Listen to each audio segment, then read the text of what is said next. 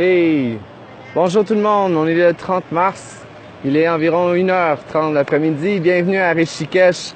Tel que promis, je fais une capsule vidéo et non un live vidéo à cause de la connexion Internet en montagne n'est pas fameuse pour les lives. Donc j'aime mieux prendre une vidéo pour que vous voyez vraiment avec une belle qualité d'image pour vraiment vous laisser emporter par ce bel endroit qui s'appelle Rishikesh. OK, donc je fais mon switch. Donc j'ai déjà un peu parlé de Rishikesh. Superbe ville. Si jamais j'ai à proposer à quelqu'un l'Inde, c'est vraiment Rishikesh que je proposerais. C'est mon endroit favori et pour plusieurs touristes aussi. C'est sûr que c'est une ville assez touristique qui s'en vient d'année en année de plus en plus populaire. Un peu même envahi parfois de touristes, autant indiens qu'internationaux.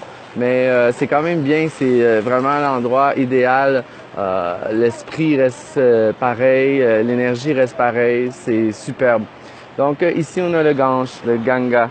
Donc on voit le courant du Gange et les gens ici viennent se baigner, nettoyer leurs péchés comme ils disent. Donc alors le courant est assez fort, vous voyez même que les gens ont des chaînes pour retenir au cas que le courant soit un peu trop fort.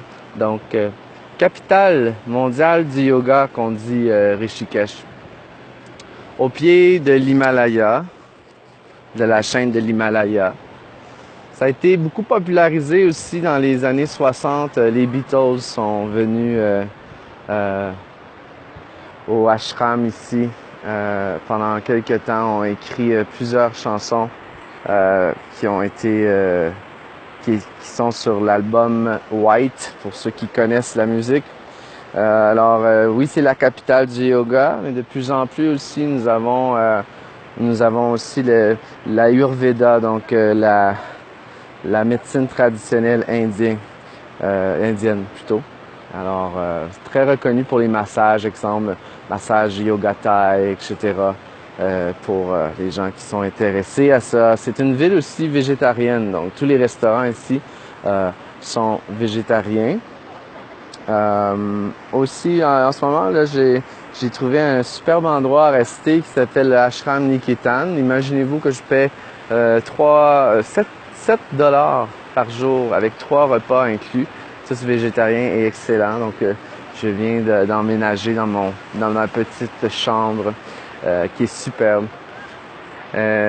L'endroit, vraiment, là, Rishikesh, c'est facile à accéder. Si vous venez en Inde, vous arrivez à Delhi, ensuite 4 heures de train environ.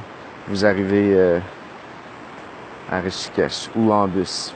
Donc, parlons un peu de yoga. Je vais essayer de prendre d'autres prises de vue pour que ce soit intéressant pour vous. Donc, ce que j'ai vu en ce moment, c'est sûr que j'ai fait du yoga un peu partout sur le chemin, mais c'est vraiment toujours à Rishikesh qui est le meilleur endroit. Donc, j'avais pas mis de planifier quel prof que j'étais pour avoir. Alors, je suis arrivé, j'ai rencontré Monsieur Singh. Donc, Monsieur Singh qui m'a enseigné mes premiers cours ici, que je vais garder car c'est vraiment exceptionnel. Les cours qu'il me donne vraiment dans la pure tradition indienne. Je parle souvent de ça dans les cours, que j'aime la pure tradition indienne. Donc, quand on parle de ça, c'est un cours sans musique, très traditionnel, très direct, très précis. On garde les asanas, on travaille l'alignement. Donc avec lui, c'est beaucoup ça qu'on travaille. Autant l'alignement des hanches, balancer les hanches. Là, vous m'excuserez, je descends les marches parce que je suis nu-pied et c'est extrêmement chaud. Je vais mettre mes gougounes. Dans